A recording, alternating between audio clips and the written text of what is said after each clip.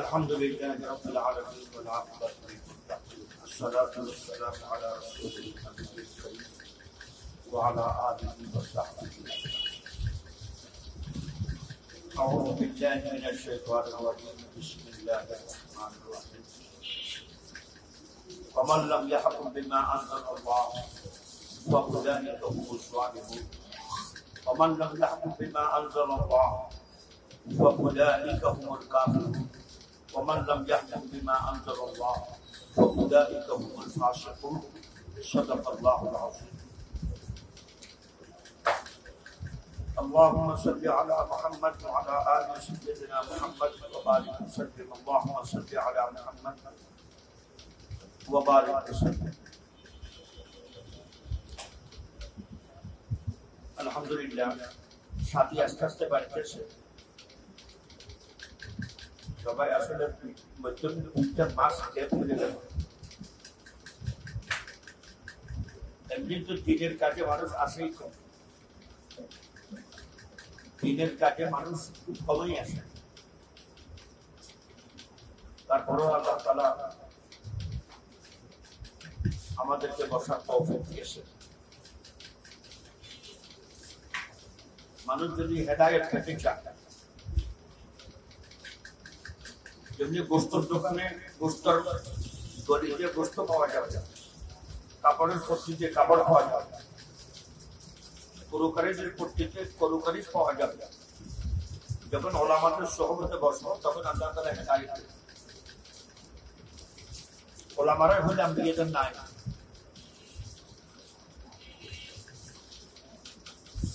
মুসলমানের কোন একটা জিনিস দিতে যায় না মূল্যবান একটা কথা বলতেছে হাদিসে পাকে রাসূলুল্লাহ সাল্লাল্লাহু আলাইহি ওয়াসাল্লাম ইরশাদ করেছেন কোন মুসলমান যদি 3 দিন মুসলমানের ক্ষুধার ভিতরে আল্লাহ তাআলার ওয়াদা আছে কোন মুসলমান ঈমানদার ব্যক্তি যদি 3 দিন ক্ষুধার্ত থাকে কোন বান্দার কাছে হাত না পাতে আল্লাহ তাআলা ওয়াদা করে নেন সারা জীবন তার জন্য হালাল রুজির ব্যবস্থা করে দেবেন সুবহানাল্লাহ 3 দিন বেশি না এখন বলে মুসলমানদের ক্ষুধার ভিতরে আল্লাহ তাআলা কত বড় রিজিকের ওয়াদা রাখছেন পারিবারিক মানুষের একটা জীবন যায় না যখন জীবন চলে না তখন আল্লাহ তাআলা বিয়ে আর শাদীর ব্যবস্থা করেন আমি বারবার একটা কথা বলে থাকি স্বামী স্ত্রীর সম্পর্ক জান্নাতের সম্পর্ক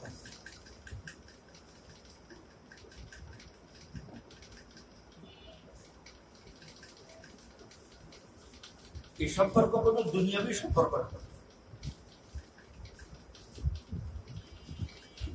এখন একটা বৈধ পন্থা আছে আর একটা অবৈধ পন্থা আছে অবৈধ পন্থার নাম হলো জিনা জিনার সাজা আল্লাহ তাআলা বড় কঠিন রাখছেন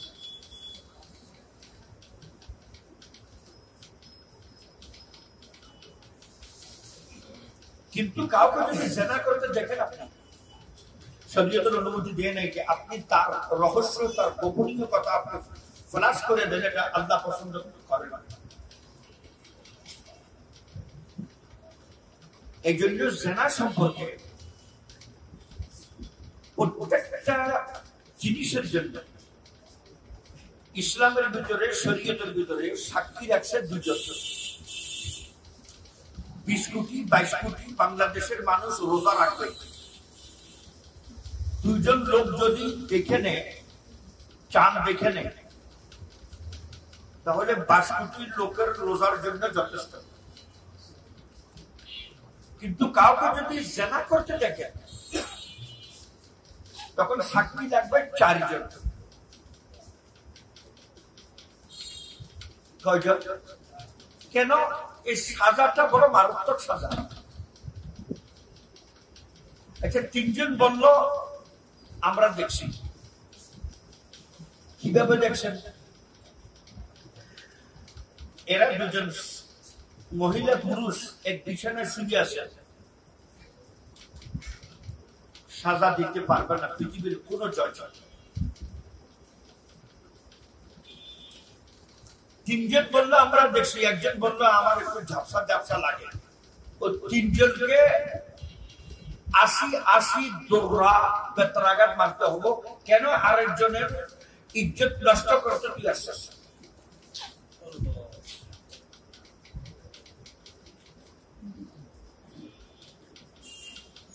ওটা মারাত্মক জিনিস।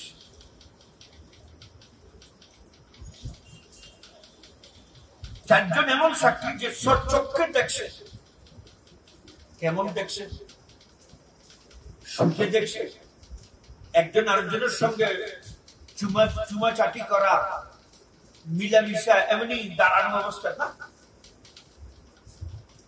হাদিসে পাকের শব্দ হলেও সুরমাদার দানি দেখছেন, সুরমা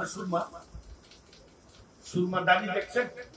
সুরমা দানির ভিতরে সুরমার যে ইয়াটা থাকে স্টিক, ওইটা যেভাবে ঢুকানো হয় ওইভাবে দেখতে হবে।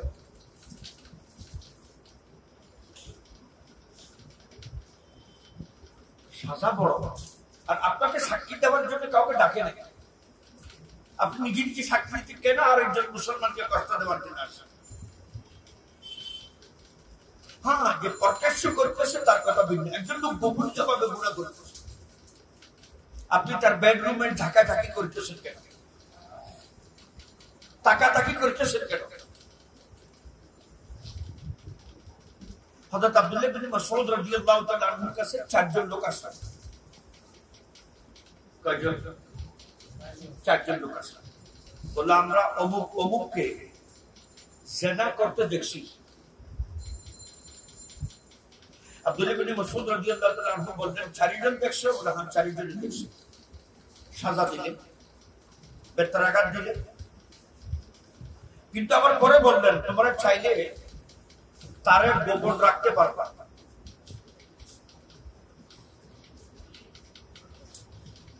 এরকম রাসূল সাল্লাল্লাহু আলাইহি ওয়াসাল্লামের কাছে কয়েকটা ঘটনা গেছে। এক লোক এসে বলল ইয়া রাসূলুল্লাহ,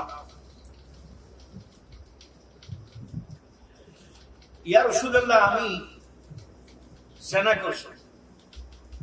রাসূল সাল্লাল্লাহু আলাইহি ওয়াসাল্লাম ইরশাদ করলেন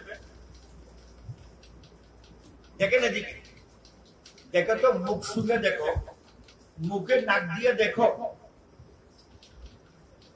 মদ তো খাই নাই। ওলামারা লিখেন যদি একজন লোক বলতো মদ খাইছে,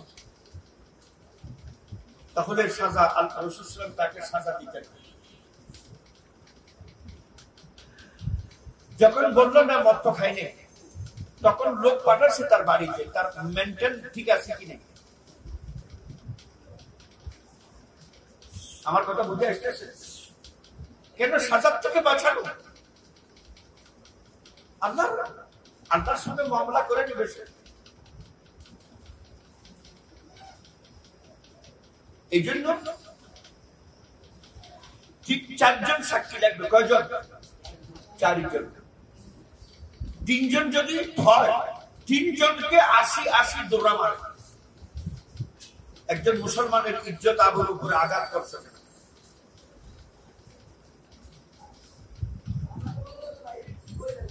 কে তোমাকে দিছে অথরিটি? একজন মুসলমানের ইজ্জত নিয়ে খেলা। এখন আমরা তো ইসলামের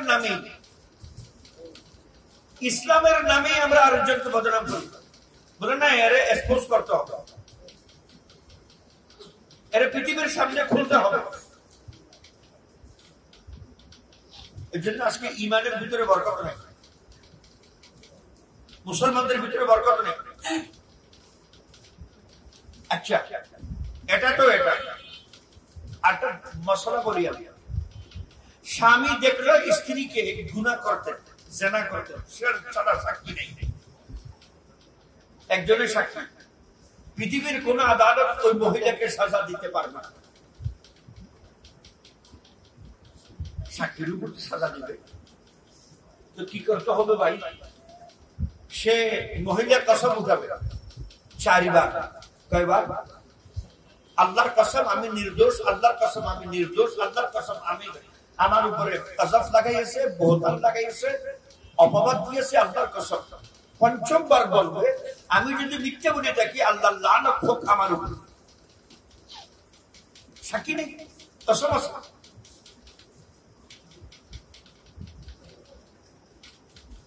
পুরুষ একইভাবে তার স্বামী কসম খাবে 4 বার, কয়বার? এটাই হলো দিন। আমরা শুধু তাসবিহকে দিন মনে করতেছি।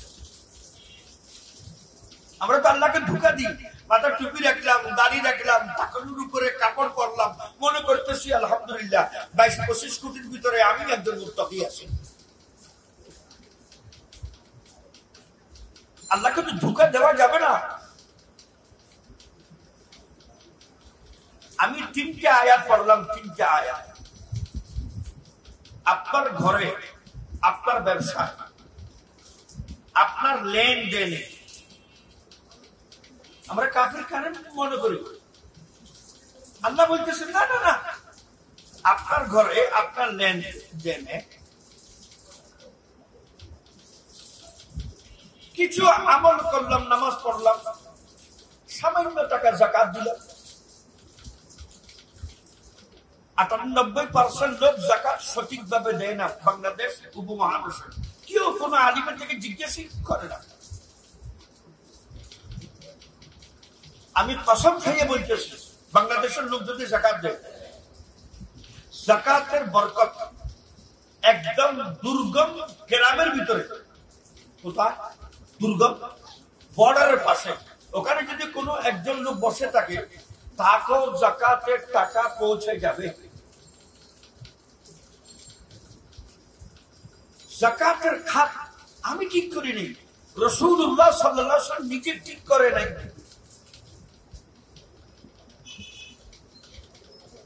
যাকাতের 8টা খাত বললেন আল্লাহ তাআলা। কয়টা খাত বলতেছেন? পরের শব্দ ফরিজাতুম মিনাল্লাহ।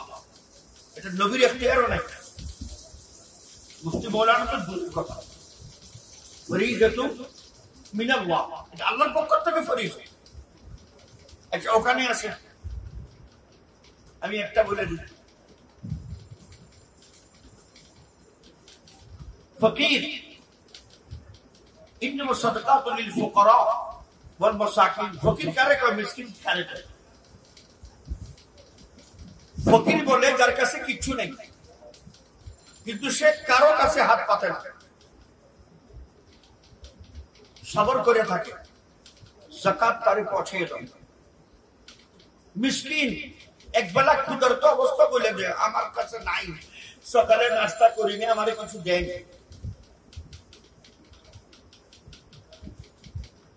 কথা বুঝে আসতেছে? জি। লিল ফুকারা ওয়াল মাসাকিন ওয়াল আমিলিন আলাইহা।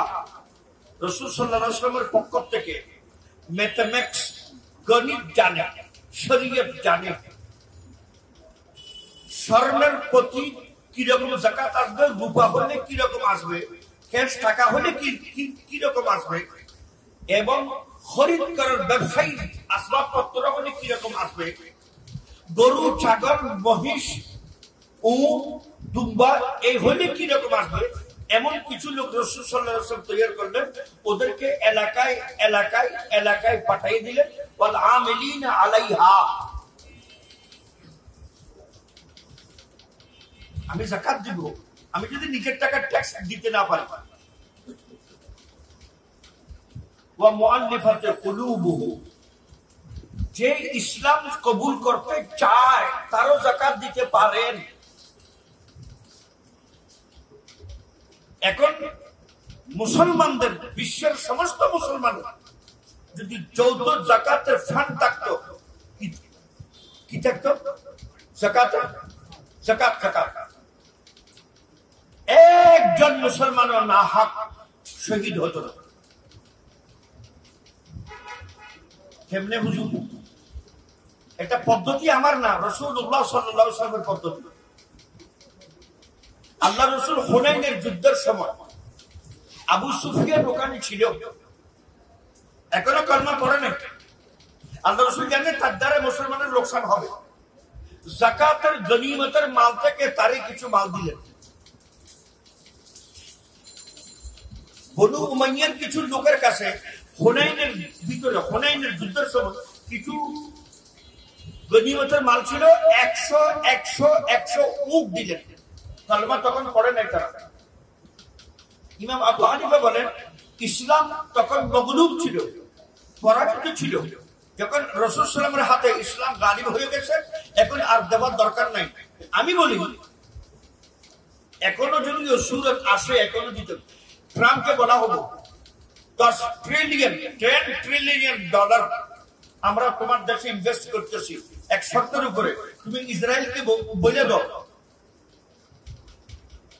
একটা ফিলিস্তিনি মানুষ যেন শহীদ না হয়।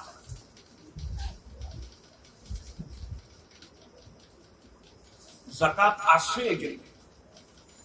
আল্লাহর কসম, আবু বকরের স্বর্ণের যুগ, উমরের স্বর্ণের যুগ, উসমানের স্বর্ণের যুগ, আলীর স্বর্ণের যুগ, মুআবিয়া রাদিয়াল্লাহু তাআলা আনহুম এদের স্বর্ণের যুগ, এরপরে উমর বিন আব্দুল আজিজ রাহমাতুল্লাহি আলাইহির স্বর্ণের যুগ। এই যুগগুলা মুসলমান যাকাত দেওয়ার জন্য লোক পায় নাই। উমর বিন আব্দুল আজিজের জামানায় কোন আইএমএফ, ওয়ার্ল্ড ব্যাংক থেকে টাকা নিয়ে তারা এত ধনী হয় নাই। তারা যাকাত সিস্টেমের মাধ্যমে মুসলমান উন্নতি করবে একমাত্র যাকাতের মাধ্যমে। কিসের মাধ্যমে? ফিকহের কিতাবে আছে, সিরাতের কিতাবে হযরত ওমর বিন আব্দুল আজিজ রাহমাতুল্লাহি আলাইহি যখন খেলাফতের ভার নিলেন, 65 লক্ষ বর্গ মাইল। বলেন তো কত? বাংলাদেশ কত? 1,19,000। আর আমি বলতেছি কত কত বর্তমানে 53টা দেশ। কয়টা দেশ বর্তমান? ওই সময় উমর ইবনে আব্দুল আজিজের আন্ডারে বাইতুল মালের জিম্মেদার অফিসার, ডাইরেক্টর জেনারেল বলল যাকাতের টাকা আসছে, যাকাতের সম্পদ এসে গেছে। হযরত উমর বিন আব্দুল আজিজ রাহমাতুল্লাহি আলাইহি খলিফাতুল মুসলিমিন চিঠি লিখলেন, গরিবদের ভিতরে বন্টন করো। গরিবদের লিস্ট ছিল, ট্যাকটাপ থেকে তেতুলিয়া ধরে নেন, ট্যাকটাপ থেকে তেতুলিয়া পর্যন্ত কত বিধবা আছে ট্যাক লাগাবেন না, সোজা হয়ে বসো, কষ্ট করো, ইলিম কষ্ট না, যখন অপারগ হয়ে যাবে তখন লাগাবেন। আর আমার দ্বারা ইলিম আসে না। ইলিমের সঙ্গে ক্ষুধা, ইলিমের সঙ্গে কষ্ট, এই দুটোর সম্পর্ক আছে। কি বলতেছিলেন? বলে আসছে, বলে গরিবদের ভিতরে বন্টন করো। কিছুদিন পরে চিঠি আসলো, আর গরিব নাই, সবকে বন্টন করা হয়েছে।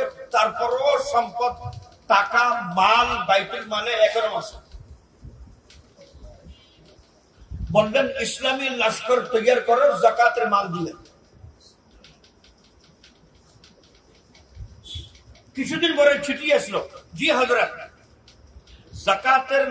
যাকাতের টাকা দিয়া লস্কর, ইসলামী সিপাহী, ইসলামী আর্মি, ইসলামী সেনা তৈরি করা হয়েছে। তারা বর্ডারে বর্ডারে গাস্ট করতেছে, তারপরও মাল বেঁচে আছে। বুঝেন না? বুঝে কথা? জি কথা বুঝে আসতেছে? আইএমএফ না, ওয়ার্ল্ড ব্যাংক না, এক্সপোর্ট ইম্পোর্ট না, ওরা তো শিখেছে আমাদেরকে যাকাতের বরকত থেকে, যাকাতের ফজিলত থেকে, যাকাতের পরিবর্তন থেকে যেন আমরা ছুটে যাই হারামের দিকে, সুদের দিকে।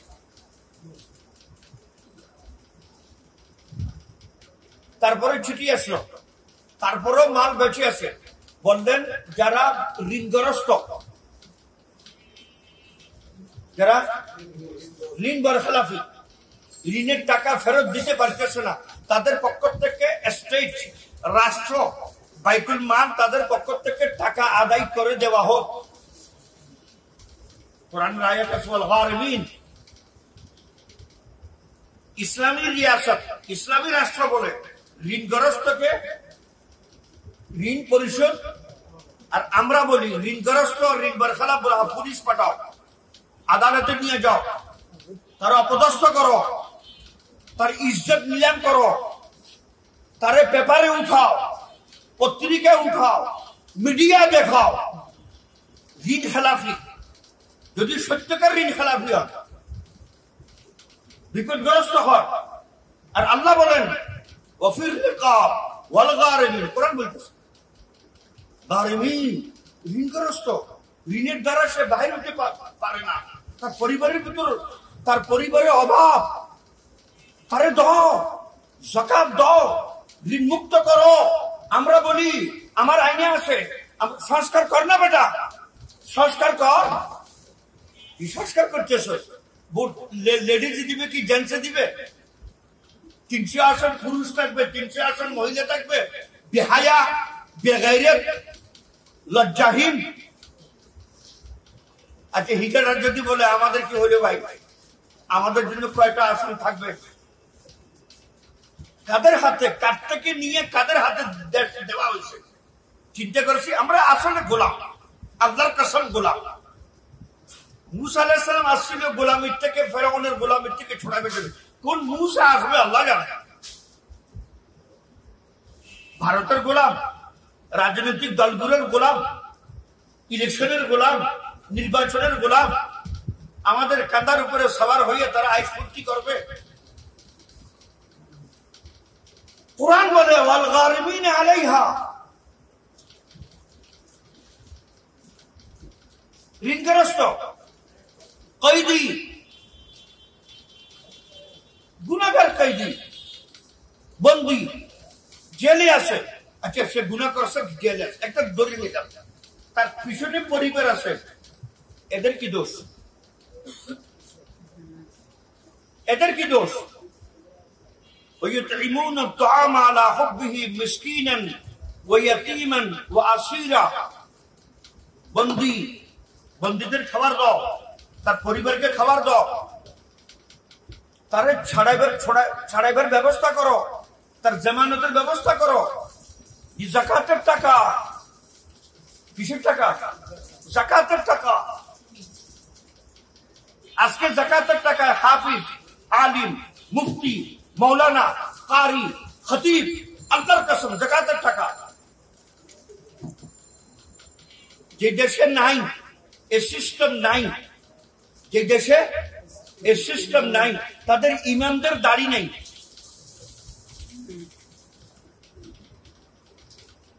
তারা হাফিজ তৈরি করতে পারতেছে না।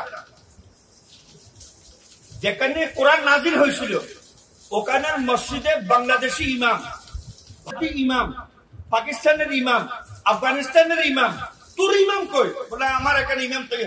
এখানে তো জিবরিল 24,000 বার এখানেই আসছিল। আল্লাহ রসুল যেখানে ছিলেন, মক্কা ছিলেন, মক্কি হয়েছে, মদিনে ছিলেন, মদনী হয়েছে সূরা। তোর এখানে ইমাম নাই, তোর এখানে খতিব নাই, তোর এখানে হাফিজ নাই কেন? যাকাতের সিস্টেম নাই, দেওয়ার সিস্টেম নাই। এই যে বাংলাদেশে, ভারতে, পাকিস্তানে, আফগানিস্তানে, এই 4টা দেশে মাথার টুপি দেখতেছেন আম সাধারণ মানুষের, দাড়ি দেখতেছেন। এটা মাদ্রাসা, কোরআন, মসজিদের সঙ্গে সম্পর্ক থাকার কারণে, চাঁদা দেওয়ার কারণে, এর বরকতে আল্লাহ তাআলা এদের চেহারাকে, মাথাকে, টাকনুর উপরকে এগুলা সাজাইয়ে দিয়েছে আল্লাহ তাআলা। তুমি টাকা দিতেছ, তুমি আমার কোরআনকে সাজাইতেছ, আমি তোমার শরীরকে সুন্নাত দিয়ে সাজাইতেছি। ও দেশে নাই, ইমামের দাড়ি নাই, খতিবের দাড়ি নাই, বড় ভয়ঙ্কর জানদার, আরবি বলে, ফাসাহাত বালাগত ওয়ালা, গ্রামারিক ওয়ালা, একওয়ালা, এমন শেষ বয়ান করতেছে।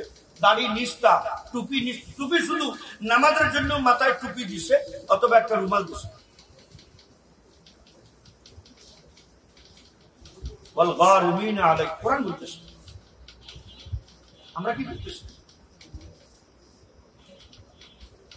আমরা কি করতেছি? ইজতিমাই যৌথ যাকাত বললেন, করজদারদেরকে করজ দিয়ে দেওয়া হয়েছে, মনে আছে? উমর ইবনে আব্দুল আজিজের কাছে আরেকটা চিঠি আসলো, এখন আমি বললে যারা ঋণগ্রস্ত, ঋণ খেলাফি, তাদের পক্ষ থেকে ঋণ আদায় করে দেওয়া হয়েছে, তারপরেও মাল বেশি আছে। আমল তো করো, জানি না জাকাত কি, মৌলানা জানে না।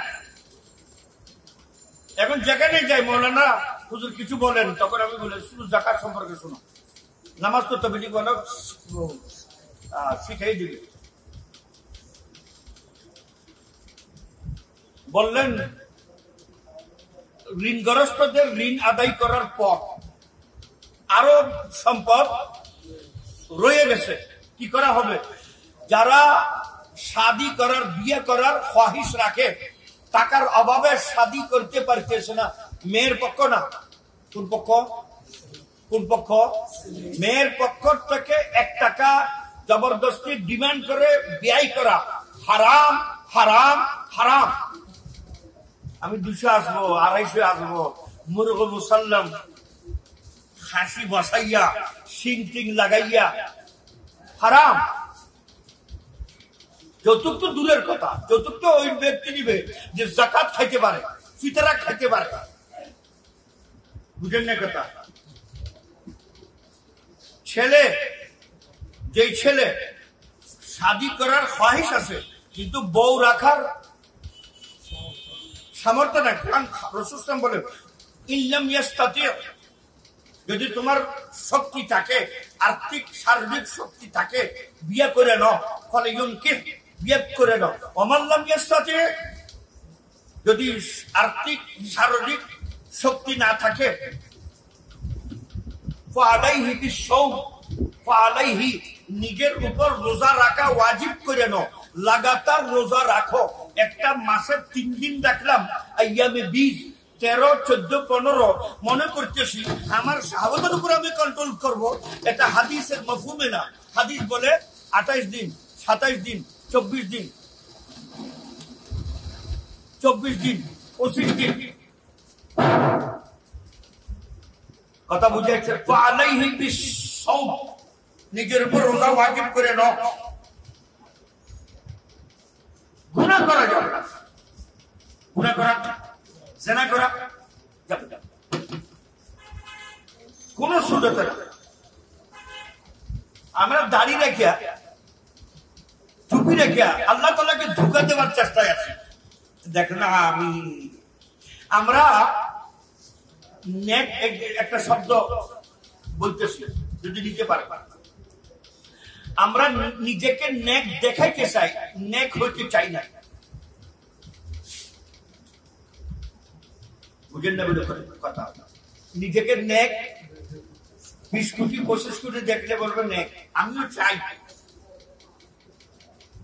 আমার নামাজ এমন ভিডিও করা হয়, আমার আচরণ এমন ভিডিও করা হয়, মানে পাবলিক যারা আমার ভিডিও দেখবে, ভাইরাল যখন হবে, তারা যেন আমার নামাজ, আমার আখলাক, দেখলাওয়া আখলাক যেন মানুষ পছন্দ করে। এমন অ্যাঙ্গেলে একটু এদিকে বসে, একটু মাথাটা একটু নিচে করেন, একটু এদিকে করেন, তাহলে বুঝে যাইতেছে আমি আল্লাহর জন্য এমনটা করতে আসি না, মানুষের জন্য, ভিউ নেওয়ার জন্য, লাইক পাওয়ার জন্য, মন্তব্য পাওয়ার জন্য, তারিফ শোনার জন্য আমি এমনটা করতেছি।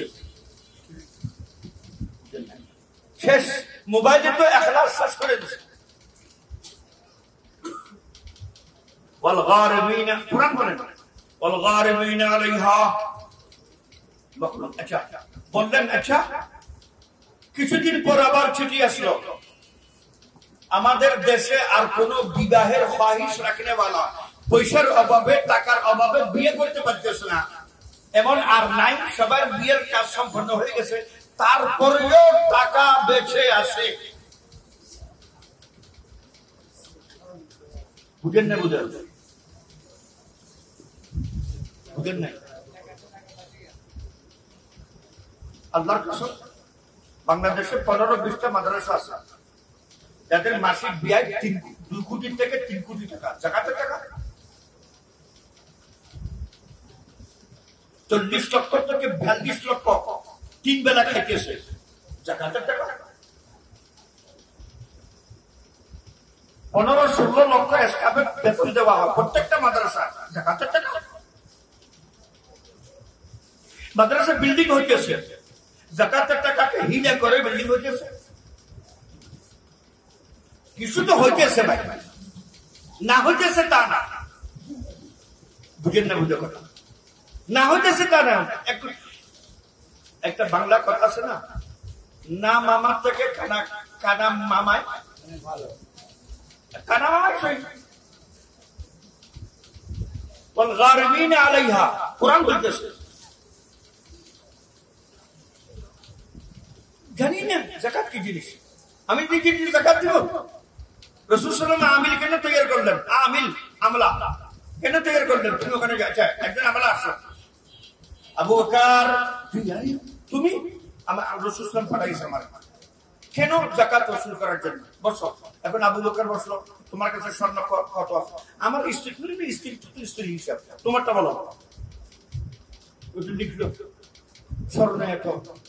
আচ্ছা, এখানে একটা কথা বলেছি, হুজুর এই যে ভারসাম্য হলো না, ভারসাম্য বলা হলো বাংলা, সমান হলো না। 52.5 ভরি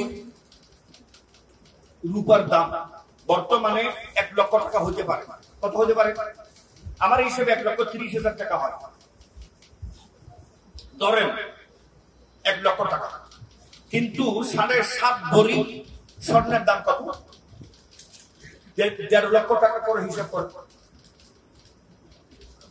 এত তফাউত কেন? আমি একটা কথা বলি, যখন রাসূলুল্লাহ সাল্লাল্লাহু আলাইহি ওয়াসাল্লামের জামানায় এই দুটো যখন মাপ কাটে হইতেছিল, কি মাপ কাটে হইতেছিল, 52.5 ভরি স্বর্ণ রূপার যে দাম ছিল 7.5 ভরি স্বর্ণের একই দাম।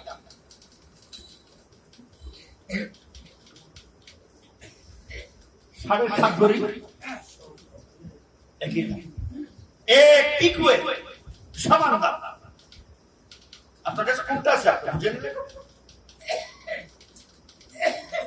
যাকাতে জানি না, মৌলানারা জানে না আমার কোন সম্পদের উপর যাকাত আসবে, কোন সম্পদের উপর আসবে না। আমি একটা সিস্টেম করে রাখছি, আপনাদের হোয়াটসঅ্যাপে যারা আমার সঙ্গে লিঙ্ক আছেন মাঝে মধ্যে পাঠাই দিয়ে। আপনার কাছে স্বর্ণ আছে, যে সুরতে আছে, যে অবস্থাতে আছে ওটা লিখে রেখে। রূপা আছে আপনার নিজস্ব, ওটা লিখে রেখে। ক্যাশ টাকা আছে, ওটা লিখে রেখে। বিদেশি টাকা আছে, বাংলাদেশি কত হয় ওটা লিখে রেখে। ব্যাংকে টাকা আছে, কত আছে ওটা লিখে রেখে। এইভাবে লিখেন। আমি সময় সংক্ষেপের কারণে বেশি তফসিলি গেছিলাম। তারপরে এদিকে দেখেন, টোটাল করেন। টোটাল করার পরে মাসিক, এই মাসে আমার খরচ, বাসার খরচ, স্টাফের খরচ, গাড়ির খরচ, তেল খরচ, আমার ড্রাইভারের খরচ, আমার ঘর ভাড়া সব বাদ দেন ওখান থেকে। ওটা আমার খরচ ভাই, বুঝেন না কথা? আপনি যদি রমজানেও, এদিকে দেখেন, আপনি যদি রমজানেও যাকাত দেন, কোন সময় একদিন ঠিক করে নেন, আমি রমজানের এই তারিখে আমি হিসাব করব, রমজান আসলে আমি যাকাত দিব। তাহলে আপনি তাহলে যাকাতের মাসলার সঙ্গে ঘাপলা করতেছেন। একটা তারিখ নির্ধারণ করতে হবে, গত বছরের এই তারিখ থেকে এই তারিখ পর্যন্ত আমার কাছে টোটাল কত আছে, স্বর্ণ এত আছে যদি থাকে, রূপা এত আছে যদি থাকে, স্বর্ণ রূপা নাই, ক্যাশ এত টাকা আছে, ঠিক আছে, আমি মানুষ থেকে পাই এত। আচ্ছা, মানুষ থেকে পাই আমি এত, তার ভিতরে কে 80% টাকা ফেরত দিবে তারটা লিখেন। যাদের থেকে ফেরত পাওয়া সম্ভব না তার টাকা লিখবেন না। বুঝে আসতেছে?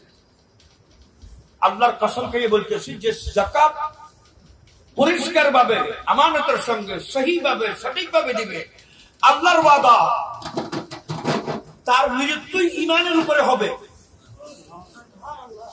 তোমার সুবহানাল্লাহ সুবহানাল্লাহ পড়লে ঈমানের উপর মৃত্যু হবে না। এটার থেকে বড় কঠিন কাজ টাকা বাহির করা। কি কাজ? কঠিন কাজ। হাদিসে পাকের সহি শব্দ তিরমিজি, আল্লাহর কাছে ওই আবিদ ইবাদত গুজার আবিদ থেকে ওই গুনাহগার সখী গুনাহগার দানশীল অতি প্রিয় যে গুনাহ করে দানও দেয়। কেন? এখানে দেখেন তার একটা ধারণা আছে আল্লাহর প্রতি, গুনাহ করে দানও করে, গুনাহ করে বলে দানও করে, তার প্রতি ধারণা আল্লাহরই দিতেছি, আল্লাহ আবার দিতে বুঝেন না, বুঝেন দিতেছি কারে? আল্লাহ দিয়েছি, আল্লাহ দিয়েছে। আর যে কৃপণ ইবাদত গুজার কৃপণ, তার ধারণা হলো যদি দিয়ে দিই আবার আমি পাবো কোথা থেকে। আল্লাহর প্রতি তার ধারণা কেমন বুঝেন না কথা। এই জন্য বলেন যাকাত এক নম্বর। দ্বিতীয়, রাসূলুল্লাহ সহি হাদিস, আল্লাহ রাসূল বসে আছেন উঠানে, মসজিদের উঠানে। এক লোক এসে খানার পাশে বসলো, আরো মজমা আছে। ইয়া রাসূলুল্লাহ, আমার এক জাননেওয়ালা, আমার এক পরিচিত লোক, সাগরের পাশে তার কিছু মাল ছিল, তার কিছু মাল ছিল, একটা ঢেউ এমন আসলো তার সব মাল নিয়ে গেল। তো রাসূলুল্লাহ বলে নাই, ভাই ওখানে গুডাউন বানায় না কেন? সাগরের পারে একটা গুডাউন বানাই নিত, ওখানে গেট দেয় না কেন? ওয়াল ওঠে না কেন? সিকিউরিটি রাখে না কেন? আল্লাহ রাসূল আল্লাহর কসম, হাদিসে বাকি কোনো শব্দ নাই, বলল একটু জিজ্ঞেস করে নাও ওই মালের যাকাত দিয়েছিল কিনা। বুঝেন না, বুঝো সায়েন্স বিজ্ঞানের সঙ্গে মিল খায়, সায়েন্স বিজ্ঞানের সঙ্গে মিল খায়। কি বলে যাকাত? আল্লাহর ওয়াদা, হাসিনু আমওয়ালাকুম বিযাকাত। আমি যদি আমার কোরআনের জের জবর পেশের হেফাজত করতে পারি, কোন হাতিয়ার ছাড়া, আসলাহা ছাড়া, রাষ্ট্র ছাড়া, ক্যাবিনেট ছাড়া, আর্মি ছাড়া, ফৌজ ছাড়া, পুলিশ ছাড়া, তোর মালকে হেফাজত করতে তুই আমারে দিবি, আমার মাল আমারে দিছস। 1 লক্ষ টাকায় 2,500 টাকা আমার নামে দিয়ে দিছস, তাকে 97,500 টাকা আমি তোর হেফাজত করতে পারব না। আমি এটাই করতেছি, হাসিনু আমারে দাও, আমার হেফাজতের জিম্মাদারি আমারে দাও। আমওয়ালাকুম, তোমার সম্পদের বিযাকাত, যাকাত দাও, আমার উপর ছেড়ে দাও। আল্লাহ আমি যাকাত দিয়েছি, তুমি হেফাজত করো। সিস্টেমই জানি না। ওখানে ভিতর লকার, ব্যাংকের ভিতর লকার, লকারের ভিতর অমুক, লকারের ভিতর অমুক, অমুকের ভিতর অমুক। এক শিয়ানা লোক ছিল, শিয়ানা, তার কাছে 7-8 কোটি টাকার BMW গাড়ি ছিল। কি ছিল? BMW গাড়ির নাম শুনছেন কিনা? BMW গাড়ি ছিল। ব্যাংকে গেছে, ভাই বলে কি আমার কিছু ঋণ দেন, 50 লক্ষ টাকা ঋণ দেন, তো আপনি সিকিউরিটি হিসেবে কি দিবেন? বলে আমার গাড়িটা দিবেন। তো 50 লক্ষ টাকা ঋণ নিল বা 5 লক্ষ টাকা ঋণ নিল, গাড়ির দাম কত? 7-8 কোটি টাকা। বাংলাদেশে 7 থেকে 8 কোটি টাকা ঋণ নিল। সে সফরে গেল আমেরিকা, লন্ডন, ফ্রান্স, জার্মান, 6 মাস ঘুরে আসলো। ঘুরে এসে বললো, ভাই আপনার তো 5 লক্ষ টাকা দিয়েছিলাম, কত আসছে? বলে 5,20,000 টাকা, 10,000 টাকা, 2,000 টাকা আসছে। এই নেন আমার গাড়িটা বাইরে করে দেন। বুঝেন না কথা? মানে মানে কি? আমি গাড়ি রাখার কোনো জায়গা ছিল না আমার কাছে, আর এই গাড়ির কোনো সিকিউরিটিও ছিল না। এখন তোমার কাছে সিকিউরিটি ছিল, এখন তুমি 2,000-5,000 টাকা দিতে আসছো। এই গাড়িটা যদি আমি রাখতাম কারো গ্যারেজে, প্রত্যেক মাসে আমার থেকে 10,000 টাকা করে রাখতাম, আর তাও সিকিউরিটি ছিল না। যদি একটা না একটা খুলে দিত, খুলে আছে। বুঝেন নাই?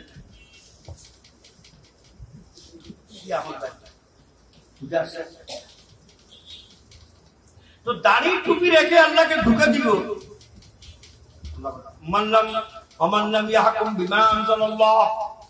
তোর ঘরের বিয়া, তোর ঘরের পরিবেশ যদি আমার হুকুমতে না হয়, উলাইকা হুমুল কাফিরুন, তুমি কাফির কারে মনে করো, এটাই তো কাফির। দাড়ি টুপি দেখে ঢুকে খেয়েও না। ওয়ামান লাম ইয়াহকুম বিমা আনজালাল্লাহ, তার ব্যবসা যদি আমার হুকুম না দেখো, উলাইকা হুমুল ফাসিকুন, এই তো ফাসিক। যদি কোনো আদালতে বিচারে চেয়ারম্যান, মেম্বার, কাউন্সিলর, পিতা বা জিম্মাদার ব্যক্তি, দায়িত্ববান ব্যক্তি, সে যদি ন্যায় না করে বিমা ফয়সালা করার সময়, ওয়ামান লাম ইয়াহকুম বিমা আনজালাল্লাহ, আমি যা নাযিল করলাম তার মধ্যে যদি ফয়সালা না করে, উলাইকা হুমুজ জালিমুন, ওইটা তো জালিম। তোর সঙ্গে নামাজও পড়ে জালিম, শুধু নেতানিয়াহু না, শুধু শুধু নেতানিয়াহু না, ট্রাম্প না, তোর সঙ্গে নামাজ পড়ে হেও জালিম। কেন? আমার হুকুম মতে চলে না। গত শুক্রবারে বললাম, হাদিসে পাকে আছে রাসূল সাল্লাল্লাহু আলাইহি ওয়াসাল্লাম বলে, ওয়ামান লাম ইয়াহজ্জা, যে ব্যক্তি হজ ফরজ করে নাই, ফালিয়ামুত, হজ না করে মারা গেল, হজ না করে মারা গেল, ইনশা ইহুদিয়ান ওয়া ইনশা নাসরানিয়া, হজ ফরজ ছিল করে নাই, ওই অবস্থায় মারা গেছে, রাসূল বলেন সে ইহুদি হইয়া মরো বা খ্রিস্টান হইয়া মরো, আমার কোনো পরোয়া নাই। আমি বললাম সে ট্রাম্পের সঙ্গে মরো, ট্রাম্পের মতো মৃত্যু আসুক, বা নেতানিয়াহুর মতো একজন ইহুদি একজন খ্রিস্টান, সেই নেতানিয়াহুর মতো মরো, বা ট্রাম্পের হজ না করার কারণে সম্পদ দিয়ে সে হজ করে নাই। প্রত্যেকটা জিনিসের লেভেল রাখছে আল্লাহ তাআলা। তবে আমরা কাফের কারে মনে করতেছি, ফাসিক কারে মনে করতেছি, জালিম কারে মনে করতেছি, বন্দুক চালিয়ে জুলুম করলে, ঘর দখল করলে জালিম হয়। আমার আল্লাহ বলেন, ওয়ামান লাম ইয়াহকুম বিমা আনজালাল্লাহ, তুমি ব্যবসা করো, ওখানে যদি আমার হুকুম না থাকে, না রাখো, ফাউলাইকা হুমুজ জালিমুন, এই তো জালিম। ওজনে কম দে, ডন্ডি মারে, জালিম।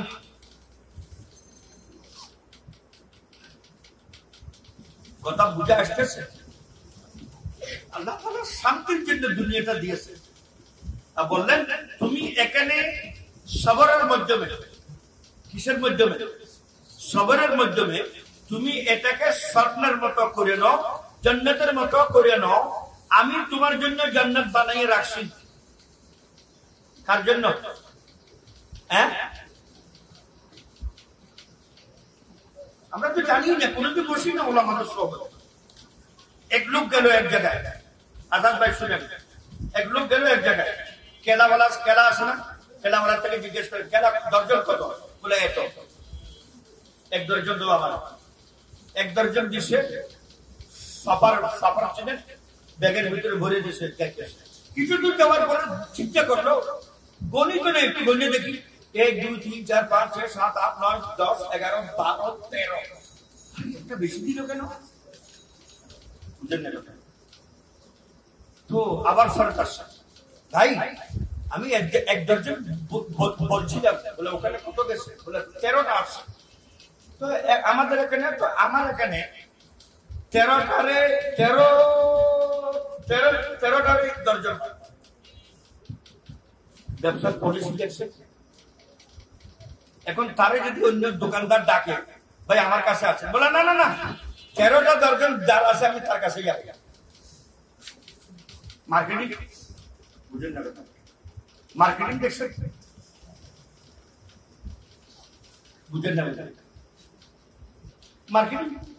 আমি 13টা যেখানে দিব ভাই, আমি তো ওখানেই যাবো। 13টাই দর্জন, যেখানে মানুষকে টানার জন্য। এই জন্য আল্লাহ তাআলা সমস্ত কিছু বলতেছেন, আর সমস্ত মেহনতের উদ্দেশ্য হলে আমি বলে দিয়েছি, সমস্ত মেহনতের এটি দিন, মসজিদ, মাদ্রাসা, তাবলীগ, পীর, খানকা একটা উদ্দেশ্য। আমাদের জন্মের পরে আজান হয়েছিল কিনা? এই আজানের নামাজ হবে কিনা বলেন? আচ্ছা, কাফির যদি মারা যায় তার নামাজ আছে? আর আমি যদি মেহনত না করে এই কলমার উপরে টিকে থাকবো, আল্লাহর উপর আস্থা রাখবো, রাসূলুল্লাহ সাল্লাল্লাহু আলাইহি ওয়াসাল্লামের সুন্নতের উপরে টিকবো, এটা যদি আমার ভিতরে না থাকে, আমি আর কাফেরের মধ্যে পার্থক্য কোথায়? আমার জানাজাটা সঠিকভাবে হোক, আমি ইসলামের ভিতরে থাকি, এই জন্য সমস্ত মেহনত গুলো হইতেছে। আমার কানে আজান দেওয়া হয়েছে, আমার নামাজ হবে। আমি যদি কাফির হইয়া মরি, যারা নামাজ পড়তেছে তারা গুনাহগার হবে।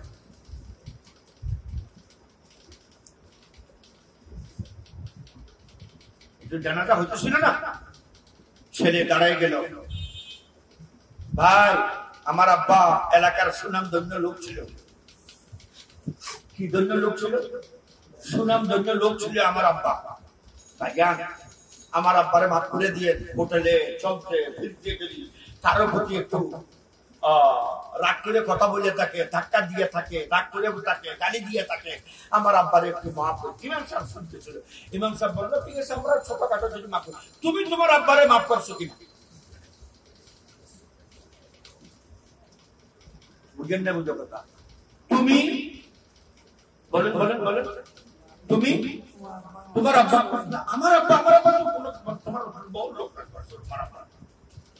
আমি অন্যদিকে যাবো না, এখন জানাজা হবে, এখন জানাজা হবে। আমি তাকবীর বলবো, তুমি কি পড়বা? আব্বা তোমার শিখে এসে তোমার হক নষ্ট করবে না আব্বা? আমি দ্বিতীয় তাকবীর বলবো, কি পড়বা?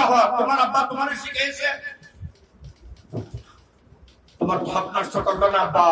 ইট বালু সিমেন্ট এই মাটি দিয়ে গেল, তুমি মাত্র আব্বা তো বহুত কিছু দিয়ে গেল, দেই না মাটি ভূমিকম্প একটা 4 পয়েন্টের একটা ভূমিকম্প আসবে, সব কিছু নিচে। এটা সম্ভব যে একটা ধাক্কা সহ্য করতে পারে না? সম্পদ তো ওইটা, সম্পদ তো ওইটা। তোমার কাঁধের উপরে সবার হইয়া তোমার আব্বা তোমার আম্মা যখন পুলসরাত পার করবে, জান্নাতে যাবে, তুমি যখন তোমার আব্বার জন্য সম্পদ হয়ে যাবে, সম্পদ তো ওটা। আমি আমার আব্বার কবরে দাঁড়াই গেলে আমি তো আমার আব্বার সম্পদ, মাটির সম্পদ কোন কিতাবে আসবে, কোন বই আছে?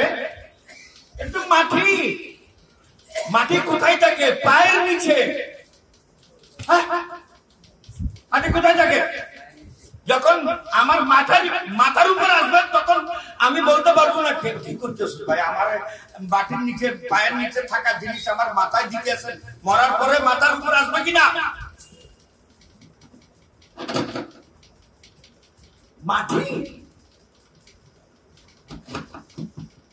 পানি কোথা থেকে আসে? মাটির থেকে। পানি কোথা থেকে আসে? মিনারেল ওয়াটার কোথা থেকে আসে? হ্যাঁ, মাটির থেকে। তেল কোথা থেকে আসে?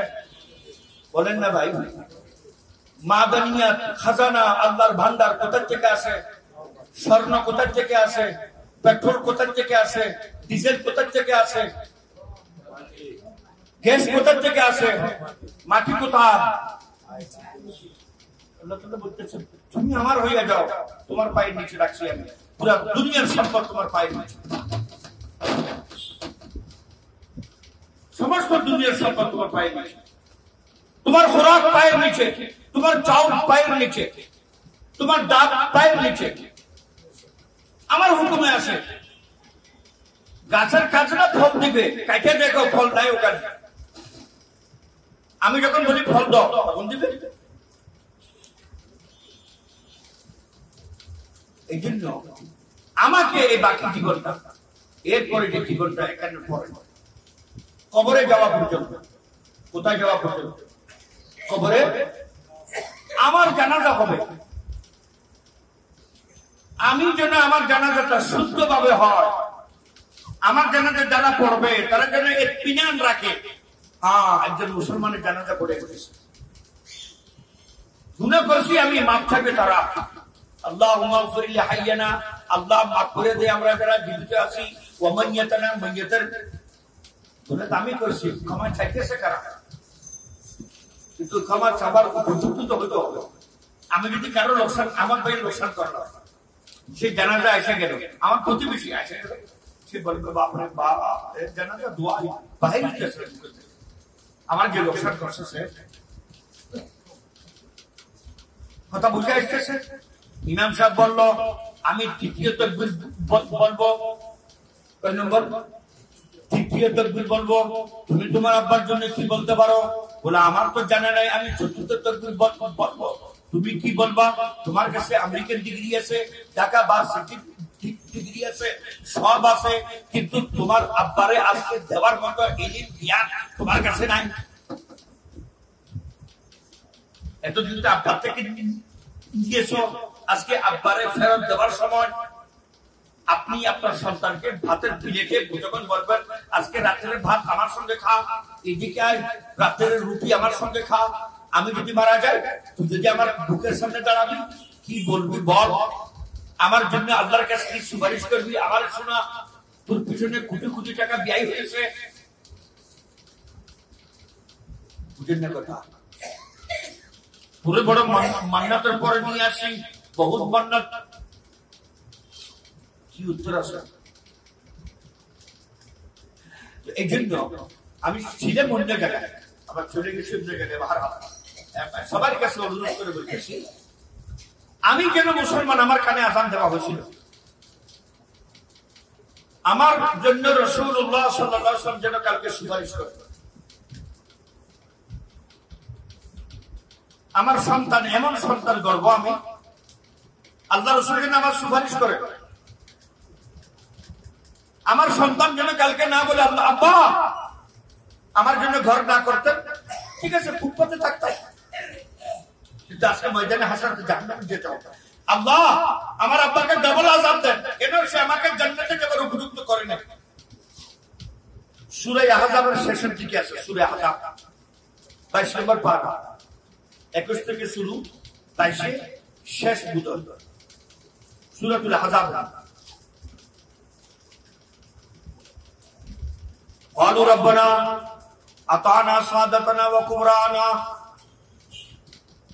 যখন বাচ্চাদেরকে ধরা হবে, যুবকদেরকে ধরা হবে, তাদেরকে জাহান্নামের দিকে নিবে, قالوا তারা বলবে রব্বানা রব্বা ইন্না আতা'না, আমরা তো ওদের পিছনে চলছিলাম, সাদাতনা যারা আমাদের সরদার ছিল, নেতা ছিল, নেত্রী ছিল, ওই অমুক অমুক মার্কা ছিল, পথভ্রষ্ট করছে আমাদেরকে, ওয়া কুবরানা তারা আমাদের বড় ছিল, ফাদুল্লুনা সাবিলা তারা জান্নাতের রাস্তা না নিয়ে গিয়ে তাদের স্বার্থের রাস্তার দিকে আমাদেরকে নিয়ে গেল, রব্বানা আতিহিম যিফাইনি মিনাল আযাব, আল্লাহ এদেরকে আযাব দেন ডবল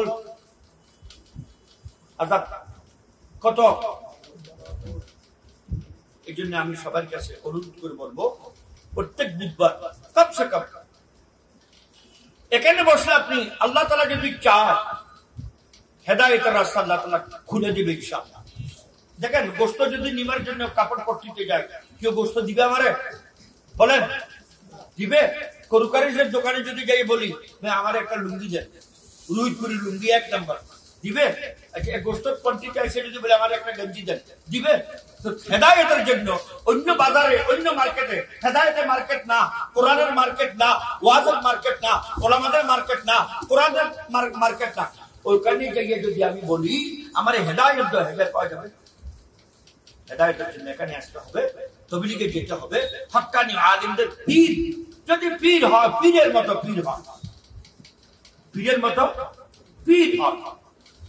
যেখানে পীর সাহেব ছিল, মুরিদদেরকে বললো ভাই আমার জন্য তো 3 মাস পর পর প্রত্যেক মুরিদ একটা মুরগি নিয়ে আসলাম, মানে আমার আসলো 3 মাস পর, আবার ওনার আসলো ওনার হিসাব মতে 3 মাস পর, ডেলি মুরগি আছে হুজুরের, এক মুরিদ মুরগি নিয়ে আসে না, খালি হাত আসে 3 মাস পর, বললো তোর হাত খালি কেন?